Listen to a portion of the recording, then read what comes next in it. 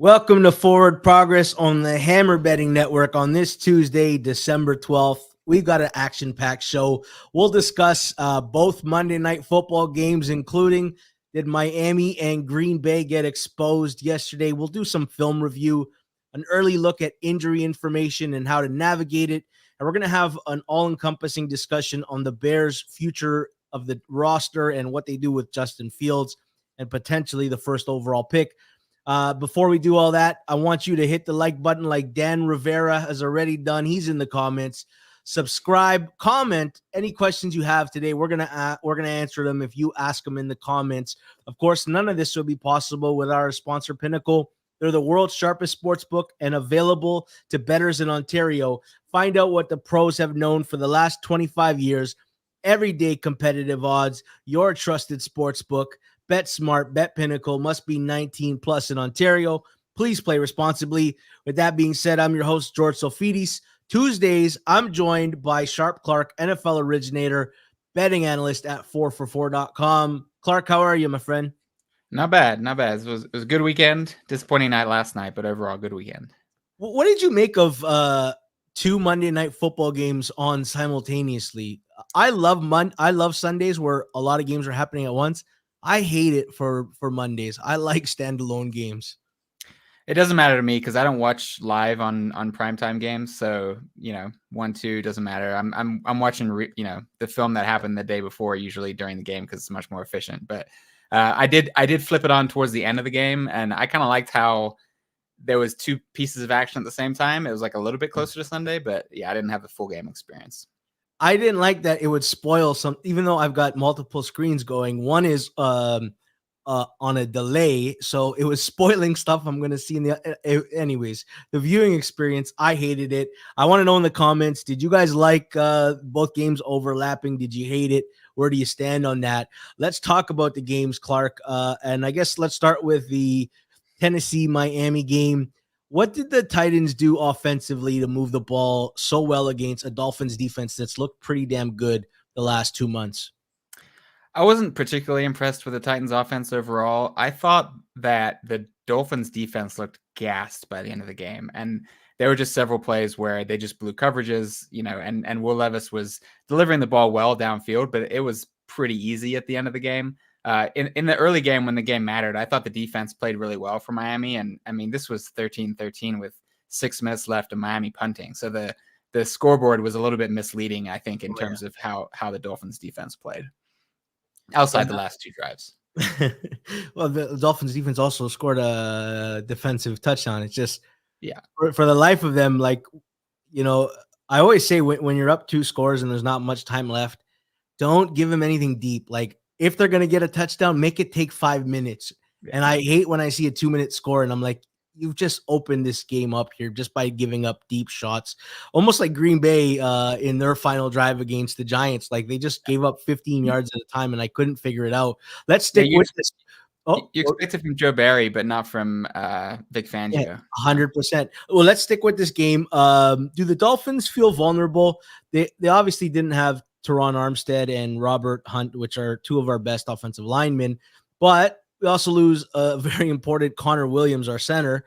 And then all of a sudden, Tua's under fire. No Tyreek Hill for a lot of portions of the game, and we couldn't get guys open right away. And we finally got a glimpse of life without Tyreek. And my God, I don't want to experience that too much longer. And I really hope he doesn't have a high ankle sprain. But do they feel like thinner or more vulnerable than a lot of the other top teams?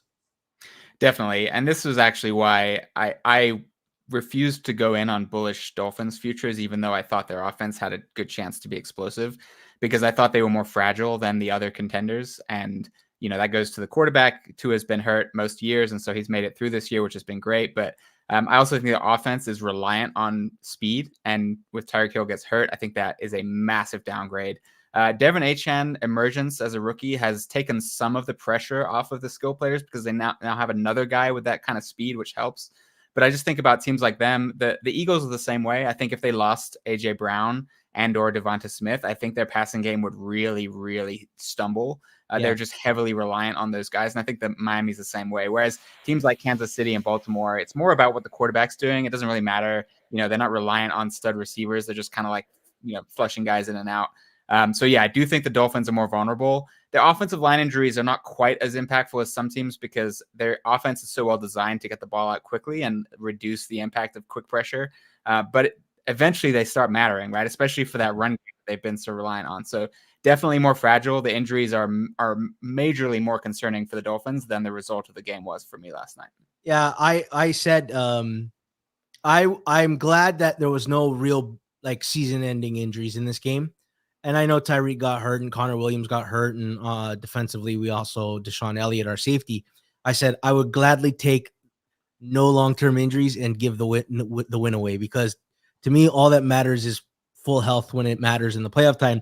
If Tyreek has to miss some time, I think they should get Devin Achane playing more receiver with his pure speed. He's short like Tyreek. You could use him in a lot of ways that we use Tyreek. We have another capable running back, and I think that could be an adjustment that I'd like to see.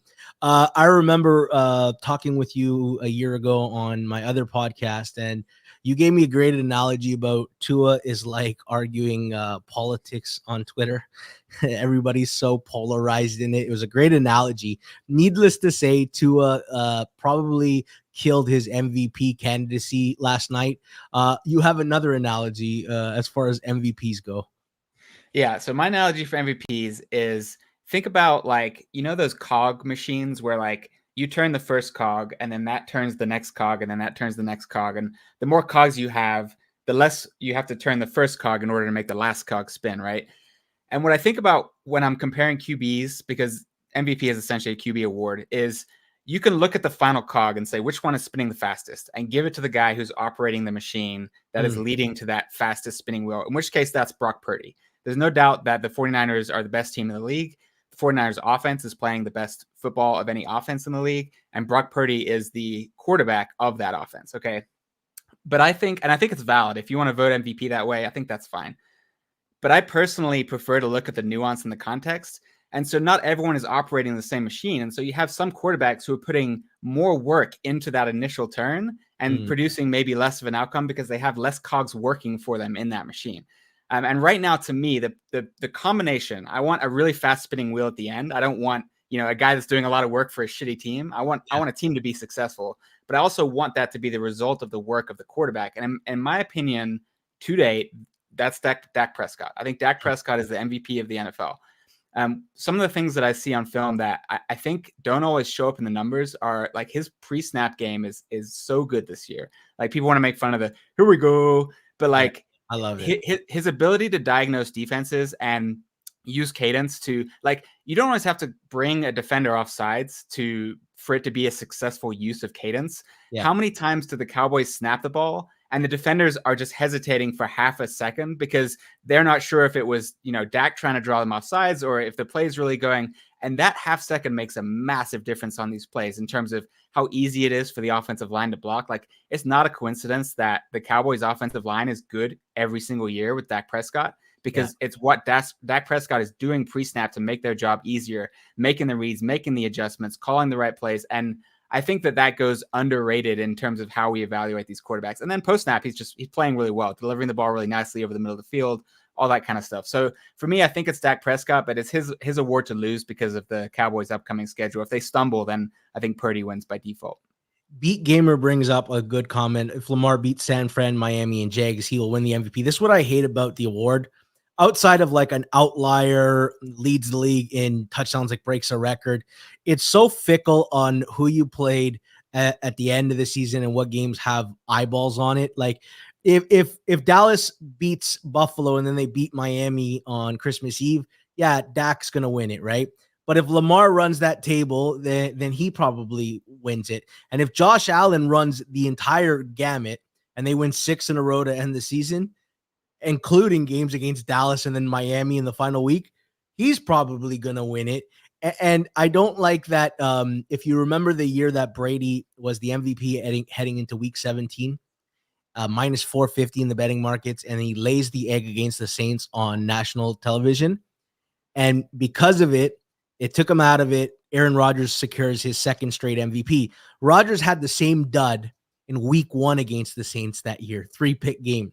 But his happened early in the season, not late in the season, and it swayed voters. So MVP has become an award that I hate. I hate betting on because it's so filled with recency bias. Let's talk about recency bias. Will Levis, up and down. There's some games where you think maybe he's the guy, and some games where you say he's definitely not the guy. Clark, where do you fall on it? Do you think A, the Titans will give him next year as an opportunity, and B, do you think he can be their guy long term? I think they're making the right call by having him play the rest of the season, even though Tannehill's healthy, because I don't know the answer to that question yet. But 4 more games could give them a big enough sample size to make the decision on what they want to do for next year. I do think that him being the starter day 1 of next year is within the range of outcomes, and performances like last night really help. I mean, people got to remember that this offensive line has not played well this year. The Titans have been struggling on the ground game relative to recent years. They don't have very good receivers. DeAndre Hopkins is awesome, but he's not in his prime. And so I think Will Levis's performance needs to be filtered through that lens of going back to the analogy, like the cogs aren't doing a ton of work for Will Levis in this offense. Yeah. So I think if he can put together some more performances like that, I think he's a guy that is worth trotting out there on a rookie deal because you get, all the benefits of having that like salary cap flexibility and, another year in the offense, watching him develop. I think he has an opportunity to prove he's the guy, but he hasn't done it yet. Got it. Okay, let's move on to Green Bay and Giants then. Jordan Love didn't have a great game yesterday. And should people be worried, or is growth not linear? And 3 good games in a row, then he has one bad one. It's like, oh yeah, he's back to the guy he was. And it's like, no, this is what a rookie year looks like, right? There's going to be good moments and there's going to be bad. I mean, Aaron Rodgers went on Pat McAfee's show last week and he said, I'm worried that the next time Jordan Love has a bad game, people are going to criticize him again, because that's how reactive we are in life. Plus, again, there's no Aaron Jones and Christian Watson again. He was missing a lot of weapons again. I don't want to make excuses for him, though, but what was your takeaway as far as Jordan Love goes? Yeah, he's also missing Luke Musgrave, who was playing well as a rookie. I didn't think Jordan Love played that terribly last night. I mean, it wasn't a good game, especially compared to his last 4 or so. Like, this is the first time in a while that we've been like, wow, he finally disappointed us. Even his performance wasn't that bad. Like, he threw about 8 touchdown passes that didn't end up being touchdown passes because, the guy dropped the ball or, his foot was on the line or whatever. Like, yeah, he made some mistakes. The interception was really bad. I guess he just didn't see the safety back there. He got a hard on the ball in the fumble, but I didn't see anything concerning that would make me think that he's not the guy for the Packers. I thought, the Giants blitz did a really good job. They were playing their hearts out. And that offense, without Christian Watson, it's like a safety valve. Without Aaron Jones on the ground game, just isn't as good. Like, again, we're talking about a guy that doesn't have a ton of weapons. He's doing a lot of it himself. So I didn't come away that discouraged. My biggest takeaway from last night was how poor the Packers defense played and how well the Giants offense played. Clark, the Giants have been sacked like 69 or 73 times. Not a single sack yesterday, which is pathetic. It was. So let's talk about the Giants. All right, Tommy DeVito's not the worst quarterback of all time. I think a lot of us who were hyperbolic were wrong about that take. But he's won a lot of games now, 4 in a row. They've essentially eliminated themselves from a top draft pick. I guess they're stuck to Daniel Jones next year, right? I guess so. I mean, I don't believe in Tommy DeVito. I actually have a theory on this. Okay, this is my new Josh Dobbs theory. Okay. This came to me last night while I was rewatching the Giants game. So I think that there's a style of quarterback that is particularly successful coming out of nowhere onto a team as a backup.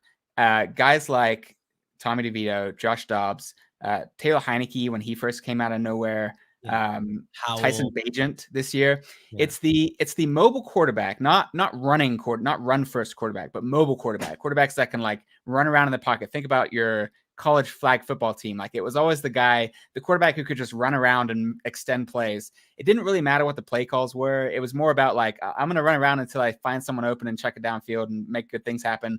And when they scramble, they run, they have no, like protecting their body instinct because they're just happy to be there. They're just gunning for it. They'll take the hits. They'll go the extra mile for that first down. And what happens is like the structure doesn't matter. They're just playing fun ball, and it works for like 3 or 4 games. Yeah. We've seen this happen with so many of these types of quarterbacks.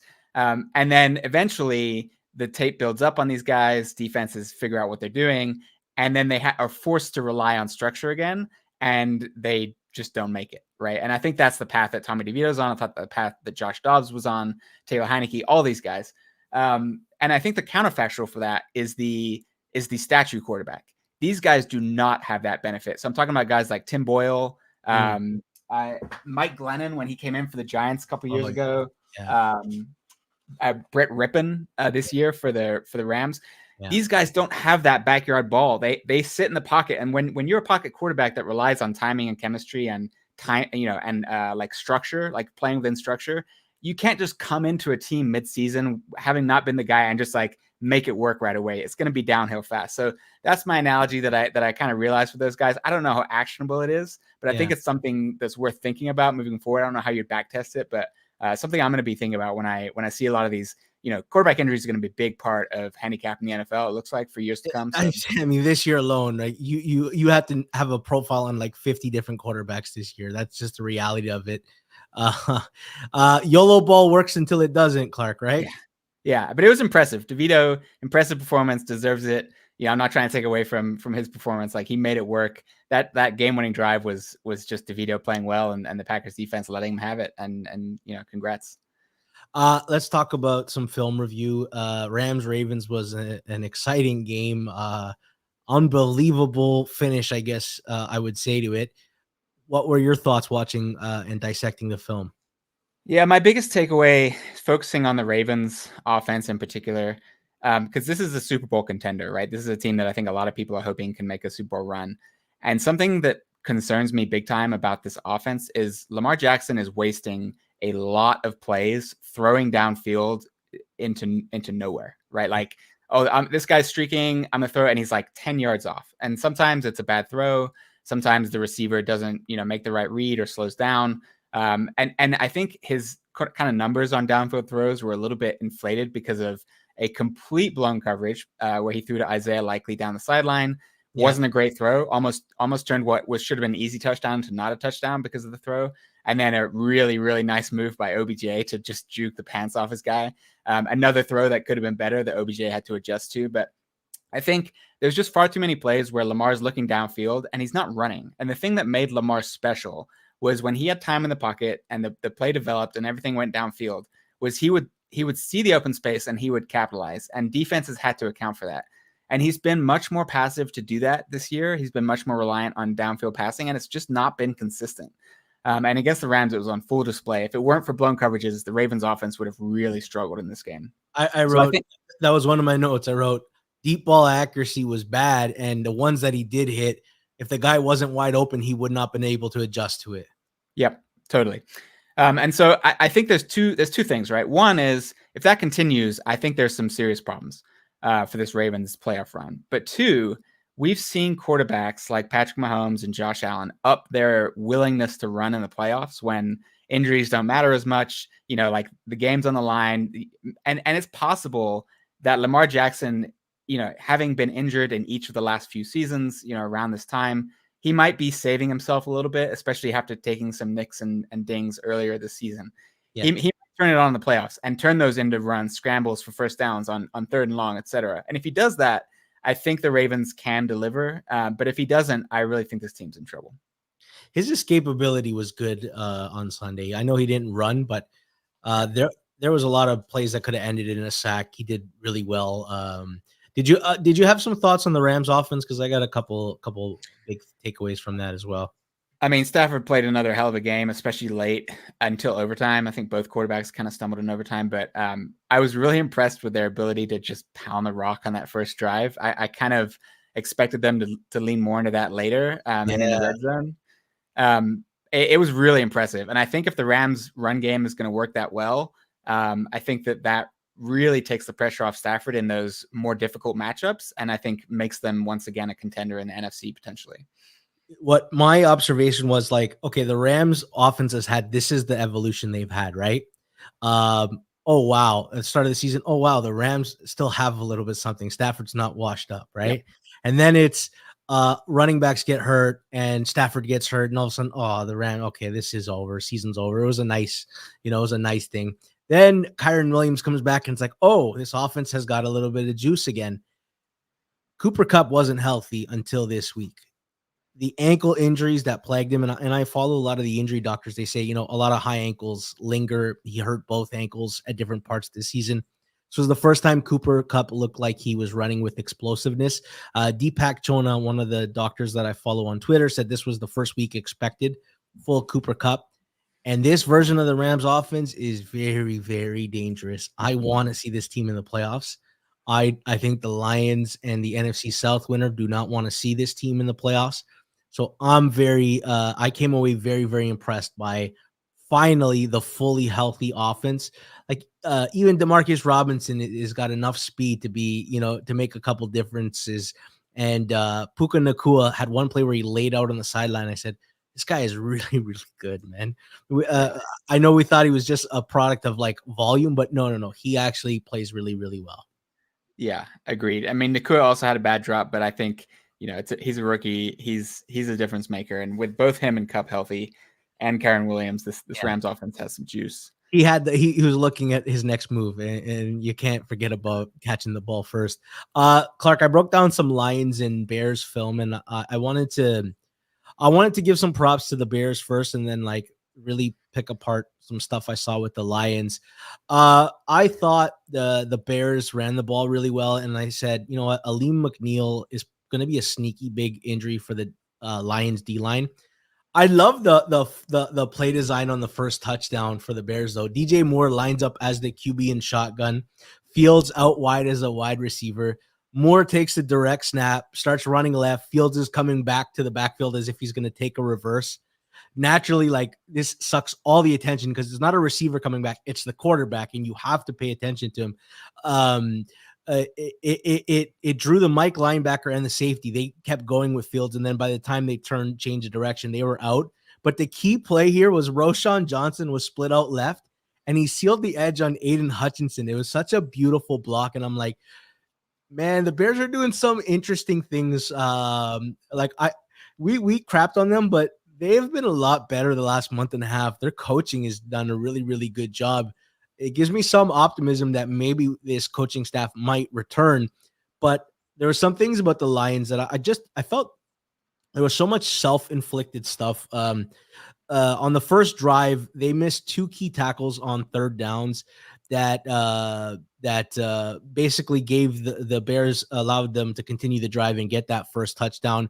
They're not getting Amon-Ra St. Brown the ball anymore, and I don't know why. Ben Johnson has lacked Amon-Ra touches. He's got 5 catches in the last 2 games. This is a guy who should be getting 8 to 9 catches a game because he's that kind of player. They had one promising drive. O-lineman trips a guy, 15-yard penalty. It kills them. They got a problem with Jack Campbell. He's brutal in coverage. Cole Kmet destroyed him on a route and was open by 10 plus yards. They had a touchdown that perfectly set up screen. Jahmyr Gibbs drops the ball, and I'm like, oh, that, like, there was so much little things. And then despite all of this, Clark, it's 13-13 towards the end of the third quarter. It's 4th and 13 at the Bears 38, and they're not going for it. They're trying to draw them off for 5 yards to get a field goal, maybe. And some reason, Aiden Hutchinson jumps offside. The Bears snap it and then hit DJ Moore for a 38-yard touchdown. Like, you literally went from being off the field to giving up 7 in a game, and that was it. That was the last moment the game was close. There's something wrong with the Lions. It feels like self-inflicted stuff, and I think it's correctable. So I came away from this a little bit bullish on Detroit again because I think they're gonna correct that stuff, and maybe this week might be the week to do it. Not me. I'm not impressed with what the Lions are doing. I feel like at this point their offense is living off reputation because what name a good offensive performance they've had against a good defense. I mean, you can look at their schedule and you can come back later in the show and let me know. I mean, turnovers not dependent. They did well in the game against the Bears the first time to come back. But so much of that was in comeback mode. Like defenses play soft. Yeah, like I mean, sure, they came back and won, great, but you shouldn't be down by 15 to the Bears at home or whatever the score was in that one. And yeah, okay, teams that are playing in comeback mode, like we saw it with the Titans last night, right? Like late in the game against a gas defense, you're down 15, like you can just sling the ball downfield, play aggressive. That's what the Lions did. Great. But I mean, start to finish, they haven't done well against any good defenses they've faced. And that's concerning. And I think that speaks to the quarterback. Like Jared, as much as we want to praise Ben Johnson and the scheme and the offensive line and the the ways he gets his guys open, all that's great. But you need a quarterback that can operate it. And to me, this is the difference between Brock Purdy and Jared Goff. Is like Brock Purdy is capable of operating the offense without mistakes. He is getting it to the right guys, pulling the right triggers. Tua does it too, although Tua makes too many mistakes. But Jared Goff is not operating this fluidly. They're at their best when they run the ball. Like even against Chicago, I think their best drive was like, a 41-yard run by Jahmyr Gibbs was really the key to it. Like when they can't run the ball and it's on Jared Goff, I'm not seeing it. I'm not seeing an offense that can go into the playoffs and make a run. He showed his ceiling. It's abundantly clear. He has to be at home in the dome. And he has to play from a positive game script because there's limitations with a guy like Goff. And like the last 5 weeks, he's had a bad 5 weeks, or really bad 5 weeks. I think I saw somebody had posted what his numbers look like post bye, and I wonder if I can quickly still find it. Since the bye, Goff's QBR under pressure is 0.6. That's less than 1 out of 100. It's the worst mark in football by a mile. He has been brutal when getting pressured the last month and a half. Yeah, he can't handle pressure, and that's a problem when you're playing San Francisco, Dallas, any of those teams in the playoffs, especially if he has to play on the road. Hopefully they can still, from the Lions' perspective, hopefully they can still get the 3 seed, but even that isn't a sure thing. Like I have some concerns about some of the remaining matchups on their schedule. Especially some of the defenses they're facing. So this is not a team that I'm looking to get involved with right now. I think they're kind of emerging from what was a very promising start that I think, with more context, is becoming less and less impressive, especially defensively. We'll talk about their game against Denver and the line movement in it and maybe some of the reasons for it. But before we do that, I want to talk about the Chicago Bears because they are in a conundrum. The Panthers have a 2-game buffer on the next closest team. The Panthers are not going to win a game again. They actually genuinely are just awful. If they do win one, they aren't going to find the second win, and very likely Chicago has the first overall pick. They didn't take Stroud or Bryce Young last year in this same situation. My question is it different this year? Yes, I do. I think it's different. I would have gone for one of those guys. Well, probably. I'm not a college scout evaluator of talent. So I think the first thing you have to start with is that this upcoming quarterback class has a better projection for NFL performance than last year's did. Like CJ Stroud, amazing, but it's not like people were consensus believing that before the draft. Whereas I think this year there are some really exciting prospects. So that's one thing that's different. The second thing that's different is you have another year of Justin Fields. You have another year of him being underwhelming. Like, I mean, he's fine. He's not terrible, but he's not a difference maker. And you have another year of him getting hurt again. Every single year in the NFL, he's gotten hurt. It's the style of football he plays. He hangs onto the ball too long, and he takes hits when he runs. It happens all the time. Sometimes he gets penalties. Sometimes he doesn't. Doesn't matter. He's going to get injured again and again. And the third thing that's different is he's another year into his rookie contract. And the whole advantage to having a rookie contract is you get that benefit of, more money you can spend elsewhere. And eventually you have to pay the guy. And so he's entering his 4th year. If he has a good year, now you're paying him. And I think it's better to roll the dice on a potentially franchise-altering quarterback. It's better to pay your quarterback less money than you'd have to pay if Justin Fields did end up good. And hopefully you get someone that doesn't always get hurt. So I think the coaches are coaching for their jobs and doing a great job down the stretch. And Fields can continue to play well. He might get interest elsewhere, but I don't think the Bears should roll into next year with Fields as their quarterback. They got a happy dilemma, right? They can keep winning to try to secure their jobs, and their pick is coming from Carolina. So on top of the fact that they're going to have potentially the first overall pick and probably still a top 10 or 12 pick, then they're also going to get some sort of haul from Justin Fields. Maybe it's not a first round pick. There's a lot of teams that will speculate for at least a second on a guy like Fields because of his age and potential talent. Let's talk about what teams might be interested in. And I think the profile is who needs a potential long-term franchise quarterback that has a roster that's decent enough to win now and has no shot at grabbing one of the quarterbacks in this upcoming draft, right? That feels like the profile of who would be interested in a Justin Fields. My favorite name is the Falcons. I like the idea of him and Bijan Robinson together in the backfield and Drake London and Kyle Pitts. I can see him in red. It just looks good. That's my leanings. I think Atlanta should take an honest look at him, because if he becomes the guy, great. You have a huge advantage in a division that's got no long-term quarterback. And if he's not, it only costs you a second round pick and you can get one in the following year. Who do you think is the team that fits the best profile for him? I'm not a big fan of Justin Fields. So if I'm running a team, he's not a guy that I'm looking to, make moves to get. I think his ceiling, unfortunately, is kind of the Kirk Cousins ceiling, where like, hey, he's good enough to make our team relevant, each year. And we have a shot at making the playoffs each year, but I just don't think he's good enough, shown anything in 3 years, to think that he's good enough to take a team deep into the playoffs. So if that's your goal as a franchise, is to like keep your team relevant and like floating around, then a team like Atlanta makes sense to me. They have the pieces and the run game that they can, they want to run the ball 40 times a game, and Justin Fields will help them do that.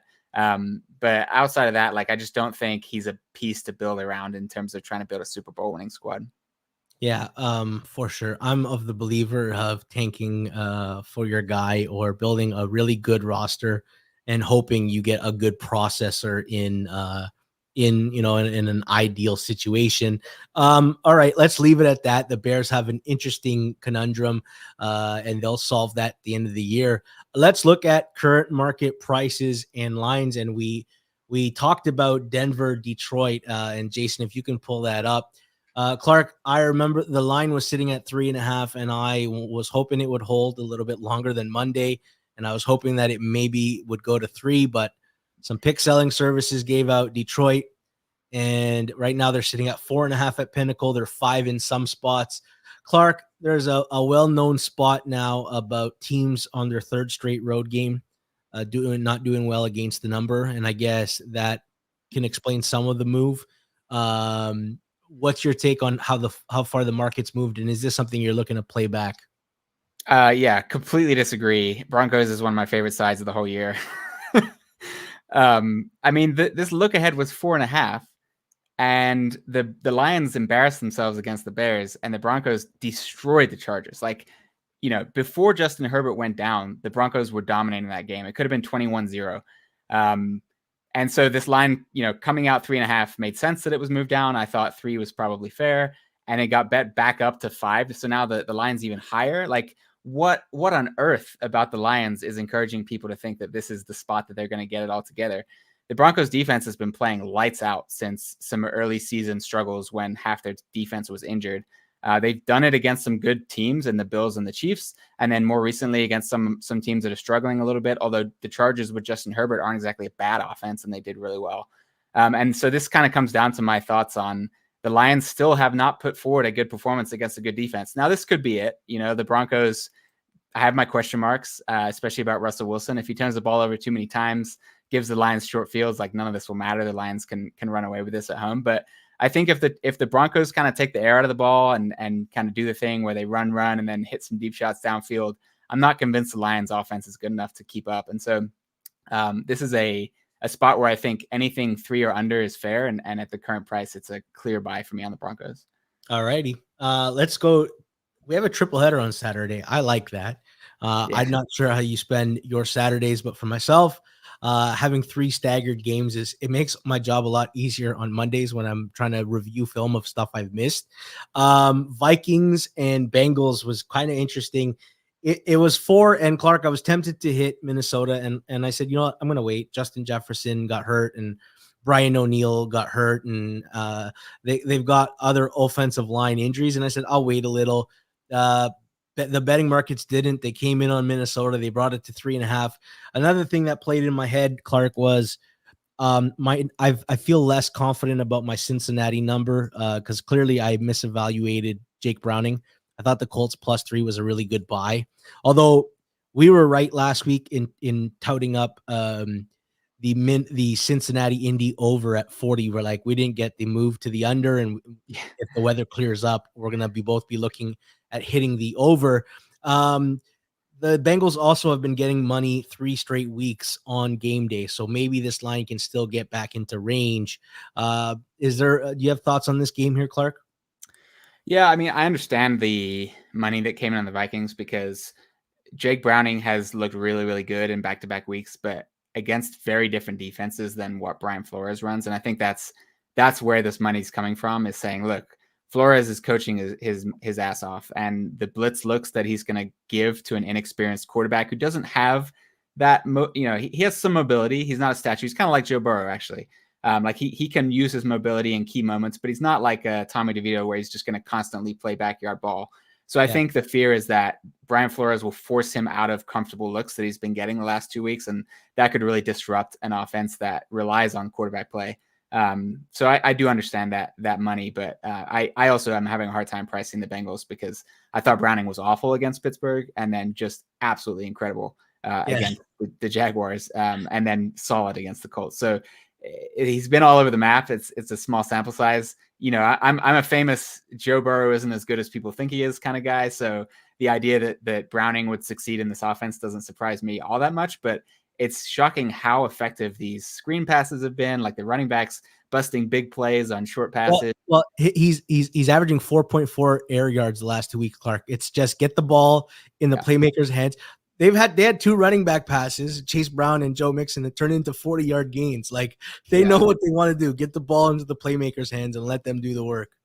Yeah. So, and the thing that scares me, I think, if you're betting on the Bengals here, is like watch some of the quarterbacks that play against this Vikings defense, and like post snap, sometimes they just don't know what to do. And it's like, the Vikings will line up 9 guys in the line of scrimmage, 8 guys in the line of scrimmage, and you don't know which ones are going to drop back. You don't know if they're all going to come. And it's not just, hey, we're going to blitz on every play. It's, hey, we're going to make it look like we're blitzing every play and then mix up what happens after that. And that's just been really tough for inexperienced quarterbacks. Aiden O'Connell was the latest victim, putting up a goose egg against the Vikings where he just had no idea what to do with the ball after the snap. So I think that's the fear if you're betting on the Bengals here to cover a big number.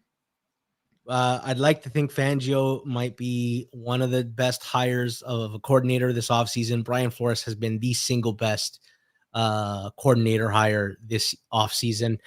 This is an interesting line. Giants and New Orleans. The look ahead was like 6.5. Then the Giants win. Tommy DeVito, his agent, looks like he was cast straight out of The Sopranos. The line reopens 4.5, and then the bettors say, no, let's go back to 6.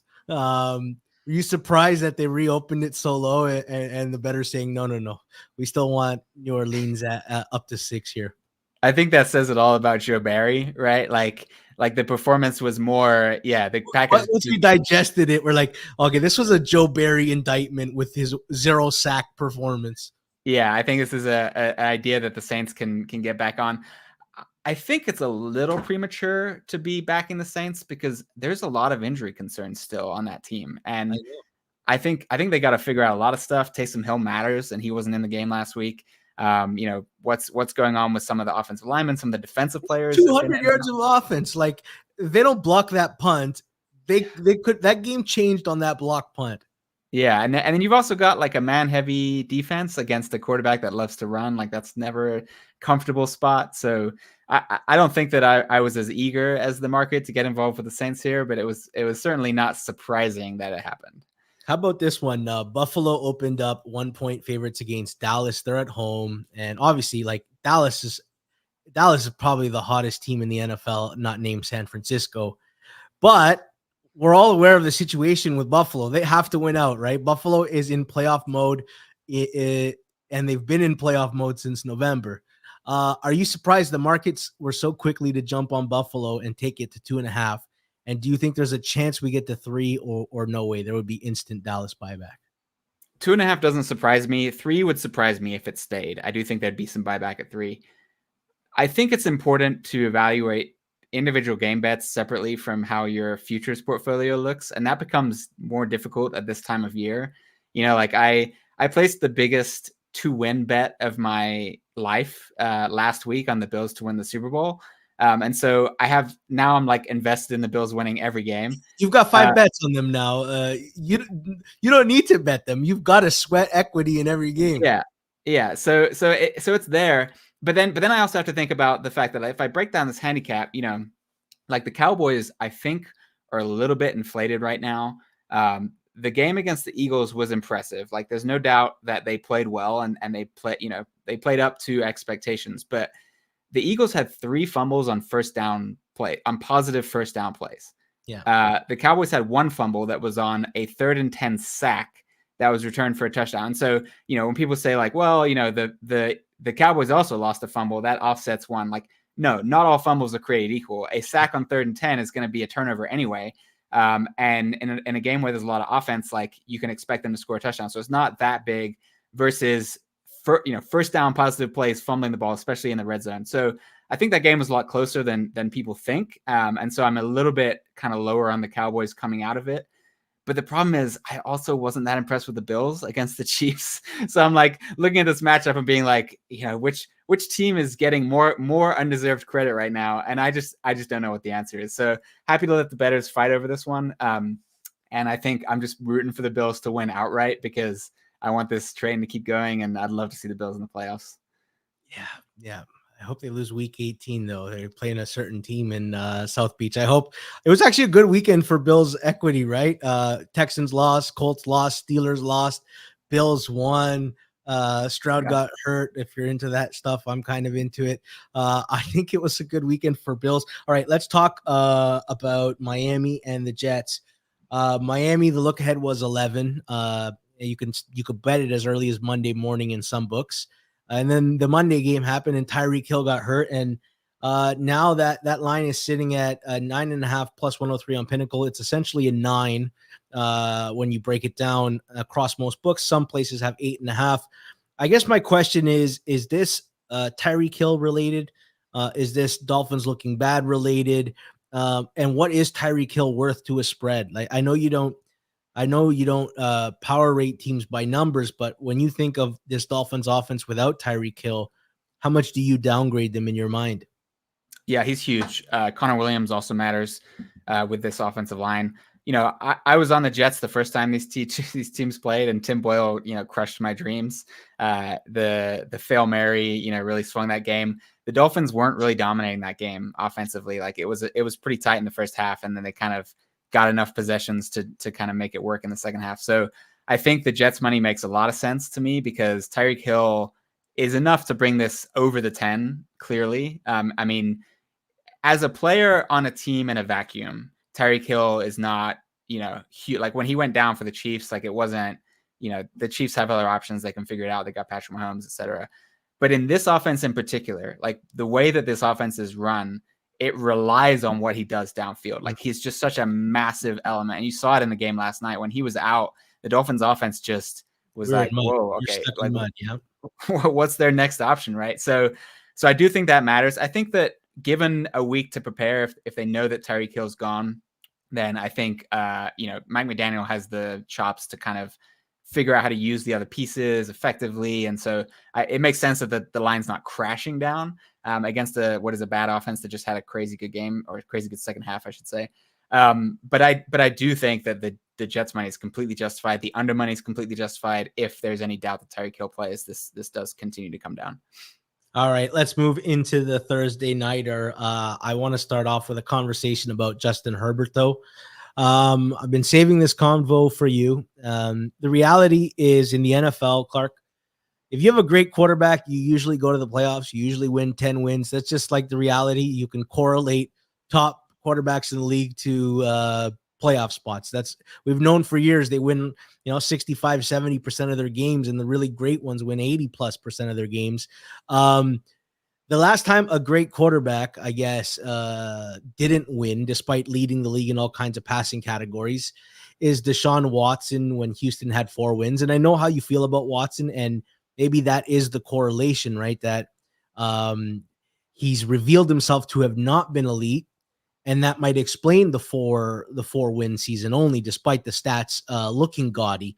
Herbert still has gaudy stats, but the Chargers find ways to lose. And before it's like, oh yeah, he's losing in shootouts, but like they're winning games 6-0 and like they're doing nothing offensively against Denver for a quarter and a half. And obviously the offense has some injuries, but like the regression on the Chargers the last 3 weeks has been pitiful. Like the offense has completely collapsed. And my raw question is it time to stop making excuses for Justin Herbert? I've been reading a lot of people more and more are done. They have changed their opinion on him, or they are not forgiving anymore. Yeah, I have materially downgraded my perception of Justin Herbert this year. I came into the year thinking he was in that sort of tier below Patrick Mahomes in terms of Josh Allen, Justin Herbert, maybe Joe Burrow, maybe Lamar Jackson tier of quarterbacks. And I think he's clearly not in that tier right now. It's been disappointing because he showed so much promise as a rookie and then continued to show enough in the next 2 years to kind of be like, okay, this guy's like really special. But he's not elevating his team when his team's poor, and he's not elevating in key moments. Like, I understand that there's like a lot of noise to end game scenarios and like, well, he's always in end game scenarios. And sometimes he's delivered game winning drives that have not been game winning drives because the defense then lets the other team score and all that kind of stuff. There's a bunch of that. But like what I see on the field is like he doesn't have, and this is the thing that I would say he shares with Deshaun Watson, is he doesn't have that killer instinct, that level of focus that rises in the most key moments. And like what cost Watson in that season was, I think they lost 3 games because Watson fumbled the ball in key moments that could have ended the game in a win, end up losing. And so they won 4 games. And it's like, it's not a coincidence that this happens to Deshaun Watson, and that kind of stuff doesn't really happen to guys like Joe Burrow and Patrick Mahomes. Like they don't blow games that consistently. And I think I've been disappointed by Justin Herbert because he seems to fit within the structure he's provided and do really well with it. And so when that structure is not good, he's not good. And when the players aren't good, he's not good. And what I would love to see the Chargers do is get an offensive mind, someone like Ben Johnson that can create an offense that works for any quarterback. And I think he could be like an incredible system quarterback because of his talent and his accuracy and downfield ability and, sack evasion. All those things can matter, but they don't matter right now because the structure is not working and the talent around him is not working. And so he's definitely not in that elite tier for me. But he's a franchise quarterback. He's the guy for the Chargers. I'm not, people go too far in these things. He's the second highest paid quarterback in football, Clark. He better be, right? Yeah. And that's the problem now he's getting paid. It's going to be harder to build around him. I think him and Burrow are going to have the same problem. I think in the AFC is that they're both system quarterbacks essentially at this point in my mind. Herbert's better at like creating, but he's not better at elevating, and he's not better in those key moments. So I think this is a situation that has they're going to have to improve a ton for me to be optimistic about the Chargers next year. All right. This is the, Mass brings up a good point. The Corey Linsley loss was massive. It was. And so was Mike Williams and Josh Palmer. Like they lost a lot of weapons. And you know what a real blunder was taking Quentin Johnson. He continues to make mistakes, and a lot of receivers after him have been very, very good. Clark, this is the state of the NFL. Me and you are right now going to break down the Thursday night football game, and Easton Stick will be playing against Aiden O'Connell. That's the reality of the NFL. Every game has bad quarterbacks in it. It's a wonder how we got to this point, but the quality level in the NFL is not very good. Where do you begin to start handicapping this game? Is this a game you have interest in betting at any of the current lines? Is this a game you even want to watch? You're going to make me break down this game between the Raiders, who scored 0 points last week, and the Chargers, who scored 7 and 6 the week before. 6-0 2 weeks ago and 3-0 last week. That's what these two teams have done in recent times. I think all I have to offer on this game is kind of, my working theory on the backup quarterbacks out of nowhere. Easton Stick appears to be more of a statue than a mobile backyard kind of guy. He did have a really nice throw downfield to Quentin Johnson on Sunday, which was cool. And he plays the ball pretty well in some spots, but not a guy that I'm looking to buy the variance on. But also not like, how much value is there on Raiders favored by 3? Actually, sharpest bet of the year. I bet the look ahead on the Raiders in this one at plus 4.5. So, if you didn't know Justin Herbert was going to get hurt, then what are you doing, right? You are laughing right now at plus 4.5. Clark, I'm sitting there watching the Denver Chargers game with my partner, and he says, Easton Stick's going in. I said, Easton, that's such a weird first name. Like, it's bad enough your last name is Stick. Who the hell would name their kid Easton? And you know what he says to me? Because they probably named him after the hockey stick, Easton Stick. And I said, shit, that actually makes a lot of sense. That's my thoughts on the game. That's my expertise. Is Easton's got a cool name. Not only do I not want to watch this game, Clark, or break it down or bet on it, I also don't there's no future value in these two teams. They're not going to be there in December. And I'm not exactly rushing to bet either team the rest of the way out. This one's going to be a test. It's an interestingly low total for an indoor game. 30. And it ticked up. I think it was 33 and a half, and now there's 34s out there. So maybe he gets to 35 by close. That's interesting. It's just the Raiders play specifically, Clark, to limit big plays. They have become an under machine by design. And I gotta tell you, last week people were like, "Oh, New England, Pittsburgh's a brutal watch," and I'm like, "No, I found my bet. I found the Ezekiel Elliott carries over." I said this is going to be the Zeke show, and you know what? There was enough things that kept me interested in this game. This game, I have no interest in, none whatsoever. Yeah. I think, okay, so sometimes with games like this where I'm like, I have no interest in any of the major markets, I don't want to risk a ton of money, I'll build like a DGen SGP and just throw some money on it, just, because like you do that enough times and you hit. So like the idea that the Raiders could dominate this game, I think is plausible. The Chargers defense has been bad for a long time now, and they've played some offenses that haven't really capitalized. And so I think, Aiden O'Connell has shown he can, like when he's in structure and when he knows what he's doing and he's comfortable, he can sling the rock. Like he's got a good arm. And so there's sort of a mental aspect with this, but like it's possible the Chargers are going to give up. Justin Herbert just went down. The Brandon Staley is losing the locker room. I would never play narrative angles on a major market, but it's one of those things where I'm like, if that's the case, there could be a massive tail outcome here on the Raiders side where it's just one-way action.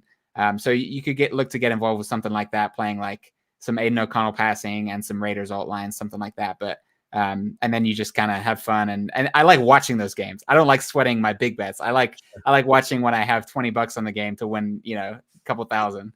You know what game that was? Do you remember Denver went to the LA Rams on Christmas, and Denver's was the season from hell.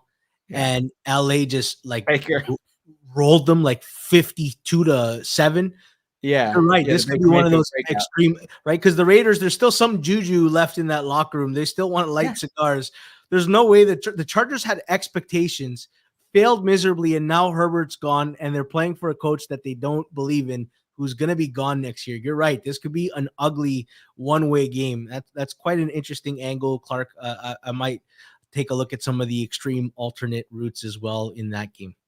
Yeah, I mean, it's just for fun. Like, I'm not saying the median outcome favors the Raiders. It's just, I like it. Clark, thank you so much for your time. Always a pleasure.